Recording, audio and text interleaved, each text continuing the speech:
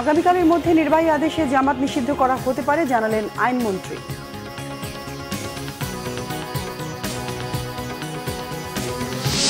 শিক্ষার্থীদের আন্দোলনে এত সহিংসতা ও প্রাণহানি দুঃখজনক, হাইকোর্টের অভিমত। আটক শিক্ষার্থীদের মুক্তি চেয়ে সংক্ষুব্ধ নাগরিক সমাজের আলটিমেটাম। ভারতের কেরালার ওয়েনাডে ভারী বৃষ্টিতে ভূমিধস, অন্তত ৪৫ জন নিহত।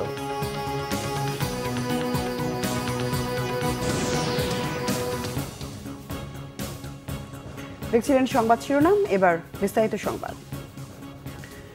আইনমন্ত্রী আনিসুল হক জানিয়েছেন, আগামীকালের মধ্যে নির্বাহী আদেশে নিষিদ্ধ করা হচ্ছে জামাতে ইসলামী ও ছাত্র শিবির। দুপুরে সচিবালয়ে সাংবাদিকদের এই তথ্য জানান আইনমন্ত্রী। আমাকে নির্দেশ দিয়েছেন, এটা ঠিক যে আগামীকালকের মধ্যে একটা ব্যবস্থা নেওয়ার, এবং আমি আশা করি আমি কিছুক্ষণ পরে মাননীয় স্বরাষ্ট্রমন্ত্রীর সাথে বসব এবং সেইখানে আমরা সিদ্ধান্ত নিব। কোন আইনি প্রক্রিয়ায় হবে সেটা যখন আমরা সিদ্ধান্ত নিব তখন বলবো। জামাতকে নিষিদ্ধ করার আইনগত দিক ঠিক করতে বৈঠকে বসেছেন সরকারের ৭ মন্ত্রী। দর্শক, সচিবালয়ে আছেন সিনিয়র রিপোর্টার মুহিবুল্লাহ মুহিব। সরাসরি চলে যাচ্ছি তার কাছে। মুহিব, মন্ত্রীদের কমিটিতে কারা কারা আছেন আর বৈঠকের সবশেষ কি খবর আছে আপনার কাছে? যে ইতিমধ্যেই বৈঠকটি শুরু হয়েছে। আমি এই মুহূর্তে রয়েছি বাংলাদেশ সচিবালয়ের যেই স্বরাষ্ট্র মন্ত্রণালয়ের সম্মেলন কক্ষ, সেই কক্ষের সামনে এই মুহূর্তে রয়েছে। আপনি নিশ্চয়ই জানেন যে ২০১৩ সালে যুদ্ধাপরাধের দায়ে জামায়াতের বিভিন্ন নেতাদের যখন ফাঁসি রায় এবং কার্যকর হচ্ছিল, তখনই কিন্তু আদালত থেকে জামাতের নিবন্ধন বাতিল করেছিল আদালত। তারপর থেকে কিন্তু জামাতের রাজনীতি নিষিদ্ধের ব্যাপারে অনেকটাই দাবি এসেছিল। সেই দাবি যদিও তখন এটি নিয়ে কোনো উদ্যোগ গ্রহণ করেনি সরকার, কিন্তু দীর্ঘ বছর পরে বিশেষ করে ছাত্রদের কোটা আন্দোলনকে কেন্দ্র করে দেশব্যাপী যে সহিংসতা হয়েছে, সেই সহিংসতায় জামাত শিবিরের সম্পৃক্ততা পেয়েছে সরকার। তারই অংশ হিসাবে গতকাল মূলত ১৪ দলের বৈঠকে জামাতের রাজনীতি নিষিদ্ধের বিষয়টি আবার নতুন করে আসে, এবং তখনই প্রধানমন্ত্রী শেখ হাসিনা এই জামাতের রাজনীতি নিষিদ্ধের ব্যাপারে তিনি কার্যকরী পদক্ষেপের নির্দেশ দিয়েছিলেন মন্ত্রীদেরকে। তারই অংশ হিসাবে এই মুহূর্তে স্বরাষ্ট্র মন্ত্রণালয়ের সম্মেলন কক্ষে ৭ জন মন্ত্রীর অংশগ্রহণে একটি গুরুত্বপূর্ণ বৈঠক চলছে। সেই বৈঠকে শুধু মন্ত্রীরা নয়, অন্যান্য আইনশৃঙ্খলা বাহিনীর ঊর্ধ্বতন কর্মকর্তাও রয়েছে গোয়েন্দা সংস্থার গুরুত্বপূর্ণ ব্যক্তিরাও।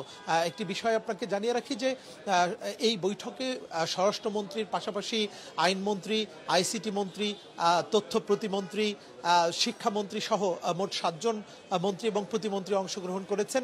মূলত কোন প্রক্রিয়ায়, কোন আইনের ভিত্তিতে জামাতের রাজনীতি নিষিদ্ধ করা হবে, যেহেতু ইতিমধ্যেই আইনমন্ত্রী বলেছেন যে আগামীকালই এই জামাতের রাজনীতি নিষিদ্ধ করে প্রজ্ঞাপন জারি করা হবে, যে কারণে দ্রুত এইটি কার্যকর করার জন্যই মূলত কোন দিক থেকে আইনগত দিকগুলো সার্বিক পর্যালোচনা করার জন্য এই বৈঠকটি চলছে।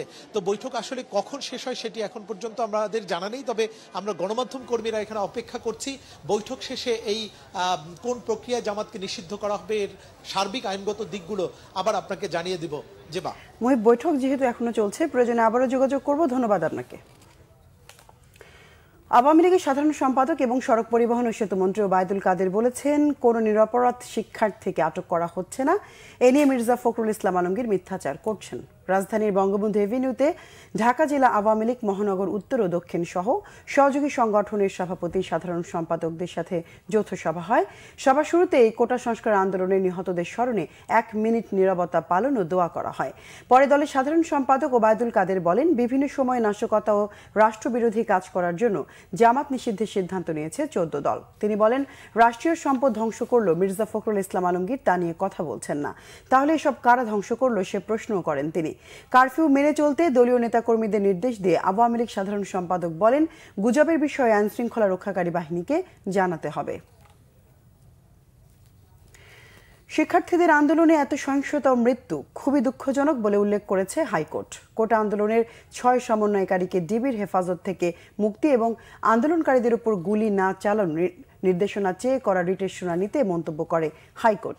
বিচারপতি মোস্তফা জামান ইসলাম ও বিচারপতি SM মাসুদ হোসাইন দোলনের হাইকোর্ট বেঞ্চে রিটের শুনানি আজকের মতো শেষ হয়েছে।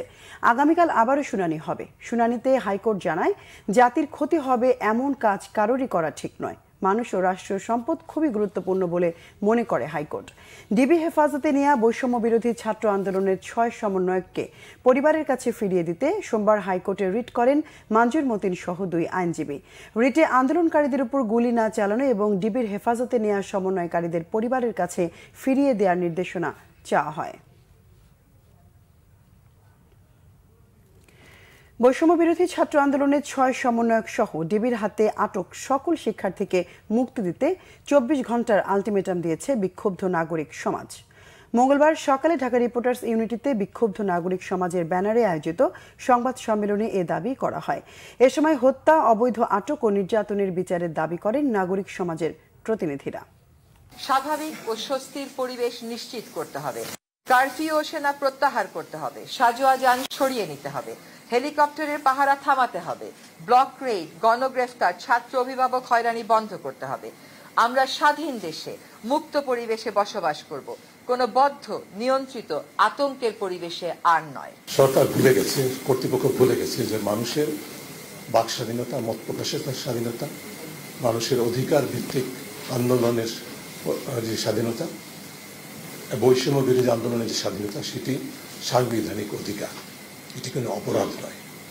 এটা ভুলে গিয়ে এটাকে অপরাধ হিসেবে বিবেচনা করে রাজনৈতিক সুবিধা অর্জনের জন্যই হোক, যেই কারণেই হোক, প্রতিপক্ষকে ঘায়েল করার জন্যই হোক, যেই কারণেই হোক, তারা কিন্তু দমন নিপীড়নের পথ অনুসরণ করেছে।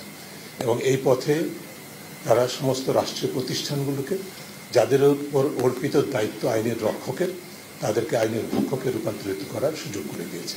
সুস্পষ্টভাবে সংবিধানের যে লঙ্ঘন হচ্ছে, 24 ঘন্টার মধ্যে আদালতে হাজির করার কথা। ডিবি যদি নিরাপত্তা হেফাজতেও নিয়ে থাকে, আদালতে হাজির হয়ে আদালতের নির্দেশনা দেওয়ার কথা।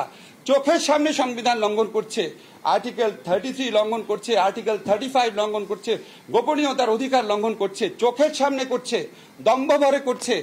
উচ্চ আদালতের কাছে প্রার্থনা করি আপনারা স্বতঃপ্রণোদিতভাবে এদের বিরুদ্ধে ব্যবস্থা নেন। দর্শক, এই ছিল এখনকার মতো। পরের সংবাদ সন্ধ্যা 6টায়। এর আগে 5টায় রয়েছে নিউজ টপ 10, দেখার আমন্ত্রণ রইল। এছাড়া বাংলাভিশন সংবাদ ও সংবাদ সংশ্লিষ্ট অনুষ্ঠান দেখতে ভিজিট করুন www.bvnews24.com ও facebook.com/banglavisionnews এবং সাবস্ক্রাইব করুন youtube.com/banglavisionnews। এতক্ষণ সঙ্গে থাকায় ধন্যবাদ সবাইকে।